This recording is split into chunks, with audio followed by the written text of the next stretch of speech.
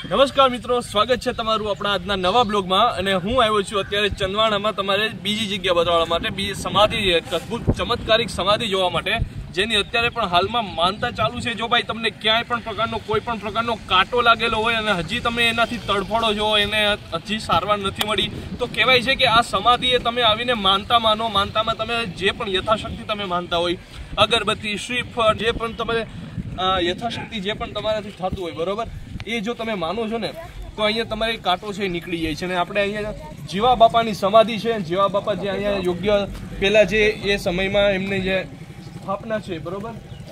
તો અહીંયા જો હું તમને બતાવું છું, આ જે સમાધિ છે પહેલા તમે જોઈ લો, આ રીતની કંઈક સમાધિ જોવા મળે છે આપણે। અને આ સમાધિમાં અહીંયા આપણે લખેલું છે પૂજ્ય ભક્ત શ્રી જીવા બાપાની પુણ્યતિથિ વિક્રમ સંવત 2013। તો આ પુણ્યતિથિ છે એમની।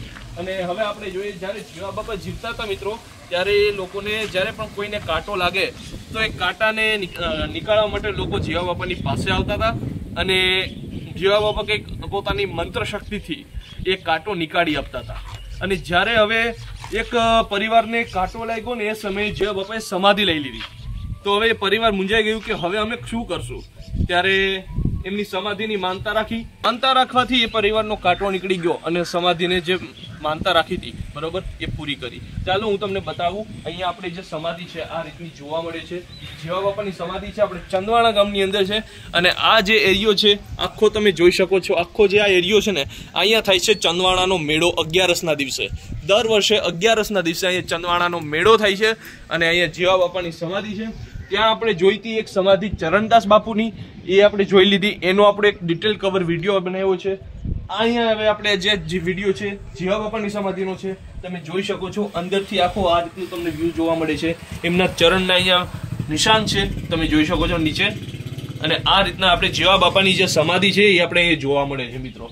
તો આ રીતના જ્યારે પણ તમને કોઈ કાંટો લાગે અને તમે ચંદવાણામાં આવો ને ભાઈ, તો જીવા બાપાની સમાધિ આવી અને એક માનતા કરી લેજો। એમ અહીંયા કહેવત છે કે કાંટો છે નીકળી જાય છે અને લોકો અહીંયા માનતા પછી પૂરી કરીને જાય છે। તો મિત્રો, આ અદ્ભુત નજારા, અદ્ભુત ચમત્કારિક આવી તો કેટલી જગ્યાઓ હશે જેની આપણે ખબર પણ નથી।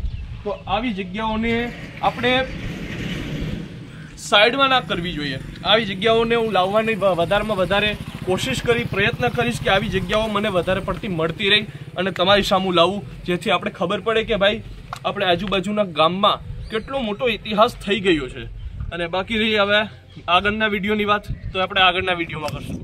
તો મિત્રો, જો આ વિડીયો તમને પસંદ આવ્યો હોય ને તો આ વિડીયોને લાઇક કરી દેજો, ચેનલમાં નવા હોય તો સબસ્ક્રાઈબ કરી દેજો, વિડીયો વધારેમાં વધારે લોકોને શેર કરી દેજો। મળીએ આપણે જલ્દીથી નવા બ્લોગમાં, ત્યાં સુધીમાં બાય બાય।